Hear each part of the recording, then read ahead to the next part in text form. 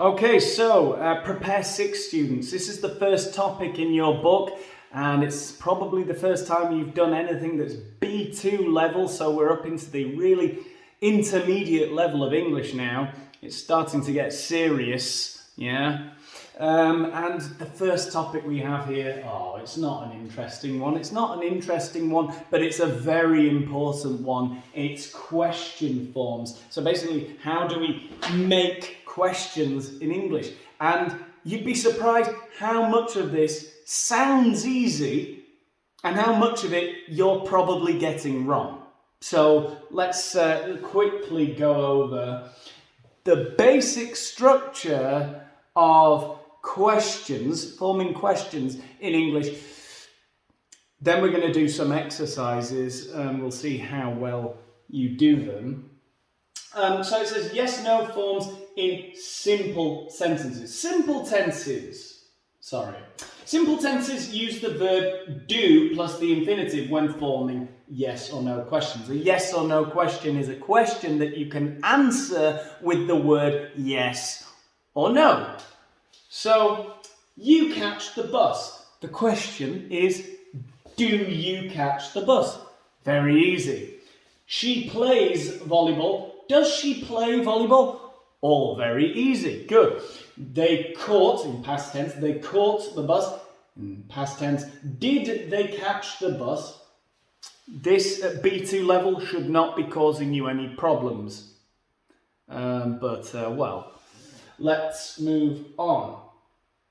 Yes/no questions with the verb to be. The verb to be is now our auxiliary to form the question, right? It's our, let's have a look. The verb be does not use an auxiliary verb to form questions because it uses the verb to be. So they were at home. That's where they were. If I want to ask the question, I could say, were they at home? Yeah? So we change where the verb to be is. We put it in front of the subject, right? Yes/no question forms in continuous sentences. The same thing again. We have the verb to be, so it becomes our auxiliary verb. It indicates that we are asking a question through the word order. So, I am winning becomes, am I winning? He was singing becomes, was he singing? Yes/no questions in perfect tenses. Perfect tenses are the ones that use the verb have, right? And they cause a lot of problems for us for some reason. As Romance speakers, right? Spanish, French people, Italians. Anyway, it says, he's made a mistake. That is, he has made a mistake, right? Can you see that he has made a mistake? But if I want to ask the question, I take the has and I put it the other side and I say, has he made a mistake? The same for other modal verbs that are not have, but for example, would or can. Modal verbs can form questions like auxiliary verbs, right? So let's have a look. He had, not had. He would like a drink. That's what he would like. Okay, hypothetically, if you're willing to give him a drink, he would like one. Would he like a drink? Do you think he would like a drink? Shall I ask him? Yeah. I can carry the bag. Can I carry the bag? Can I carry the bag? Will you let me carry the bag? Okay, WH questions are no more difficult. It's the same. We just put the WH word, the interrogative word, at the beginning of the sentence, essentially, right? So it says, questions with a question word, who, what, which, where, why. So they require something more than a yes or no answer. They require some information, right? When, how long, how much, how often, how many, what time. They're usually formed in the same way as yes/no questions. So you say, I don't know, you work at We Are English, yeah? Do you work at We Are English? Or simply, where do you work? Was she singing? What was she singing? Aren't they running? Why aren't they running? Did it take a long time? How long did it take? Okay, so hopefully so far not too difficult. The next bit of the explanation is a bit more complicated, but there are things that you should know, really. But we do make a lot of mistakes in this next bit. So let's have a look. Subject and object questions. It depends. Am I asking a question about the subject of the sentence or the object of the sentence? And this does cause quite a few problems. So let's have a look. When the question is about the object of the sentence, the word order is the same as other questions. So here we have my subject, she, the bird, we, the verb, and the object, right? She plays volleyball. I don't know what she plays, so I ask, what does she play? The word order is she plays. What does she play? We put an auxiliary before it, before the subject verb. No, does. If I were to ask a question about an object, I shouldn't have any problems, right? It's just like forming any kind of normal question in English. The bird is eating the bread. What is it eating? What is the bird eating? We've made a mistake. It's to say we have made a mistake. What have we made? Right. A bit more complicated when we're asking a question about the subject of a sentence. So, when the question is about the subject of the sentence, the word order is the same as a statement. So it's more similar to an affirmative sentence. Right, let's have a look. Who plays volleyball? I don't know who plays volleyball. I want to know. Can you tell me who plays volleyball? Now, I think instinctively at B2 level, you should know how to say things like this, but a lot of the time, as you will see in the exercises, it becomes confusing. So, we don't know. We know that the bread is being eaten, but we don't know what is eating it. What is eating the bread? Someone has made a mistake, but I don't know who. Who has made a mistake? Right? Okay. Hopefully it will become a bit more clear, a bit clearer here in the exercises. So we've got 2 exercises. This first one is very dull. I'm sorry, I don't make the exercises, but let's have a look at this first one then. So here we are. We have a statement and then we have to ask a question. So, for example, membership costs £5, right? So what question could I ask? I could ask, how much, I want to know about membership. Membership is the subject of the sentence. So I want to know, how much does membership cost, right? How much does membership cost? Okay, I'm asking a question about the subject. Now, number 2.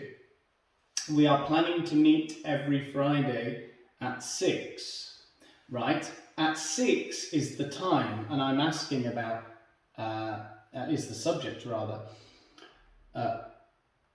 What time? I'm asking a question. What am I going to ask a question about? The object or the subject of the sentence? We are planning.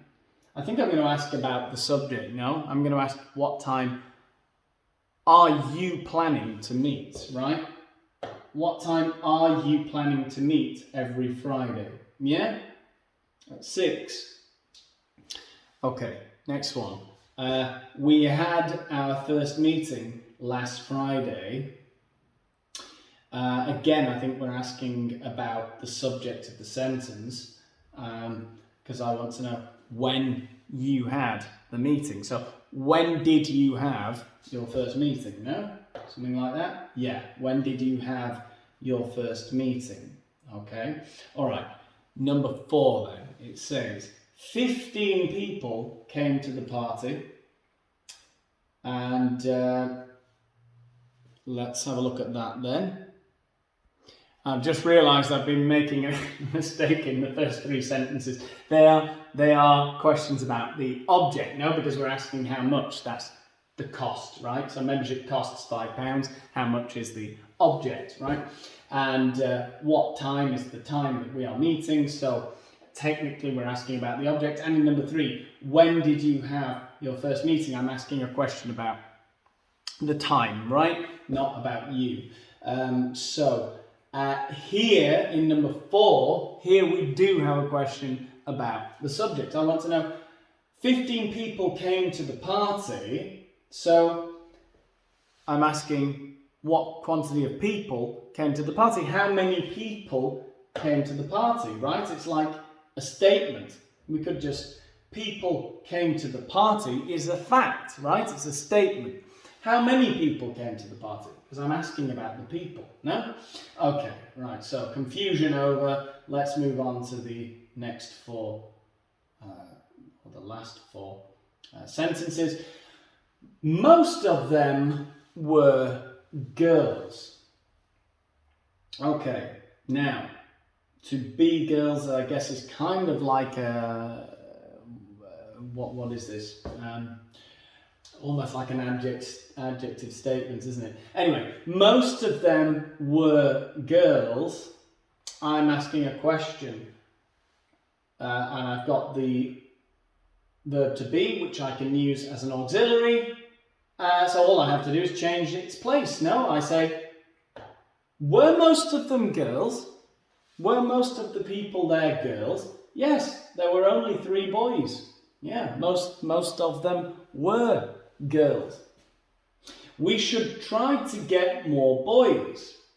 We should try to get more boys. So we have the auxiliary should, the modal verb, which we can use as an auxiliary verb to show that we're asking a question. And all we have to do is change its place. We write, should you try to get more boys? Right?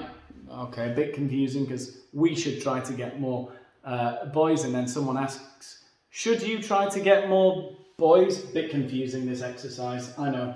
Yes, if possible.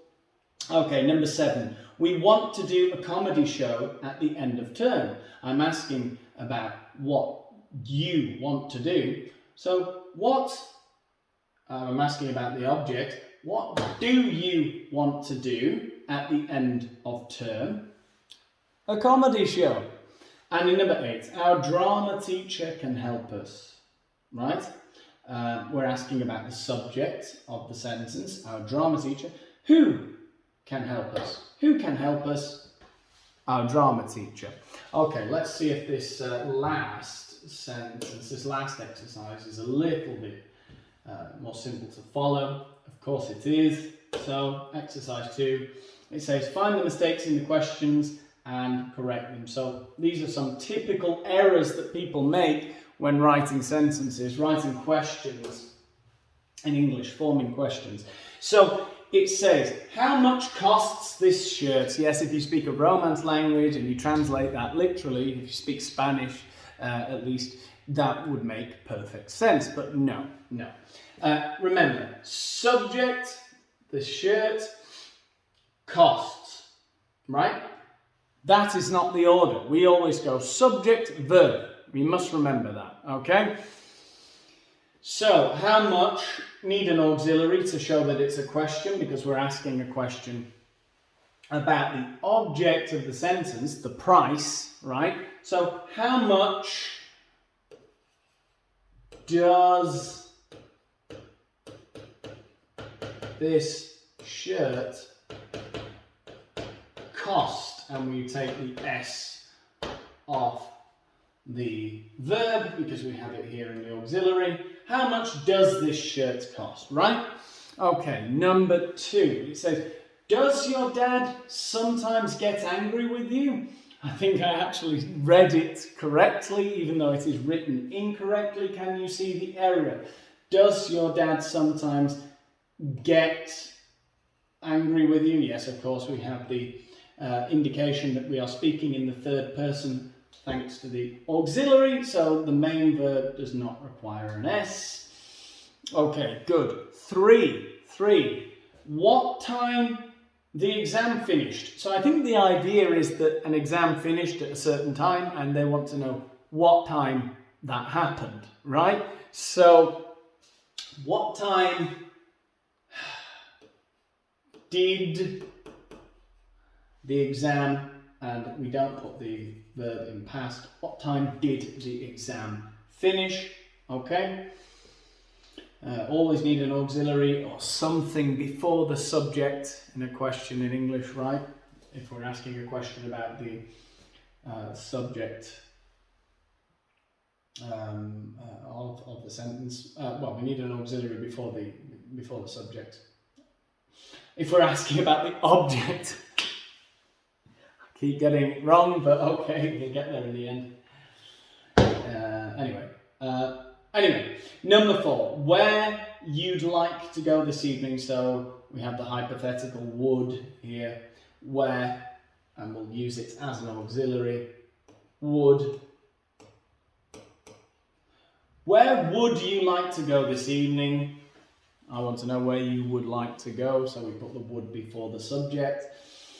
Okay, we can go out now? Oh no, of course. So I'm asking whether we can go out now. We have can, no need for do. Can becomes our auxiliary and we put it before the subject. Can we go out now? Can we go out now is how we should ask that question. Number 6, which team does support your brother? Well, again, subject verb order error here. Your brother supports a football team, so I want to know which team your brother supports. So, which team does your brother support? Right, that's the only thing we would change there. And number 7, what I should give my friend for her birthday. I'm asking for your advice. What do you think? What I should know. The question has a modal verb.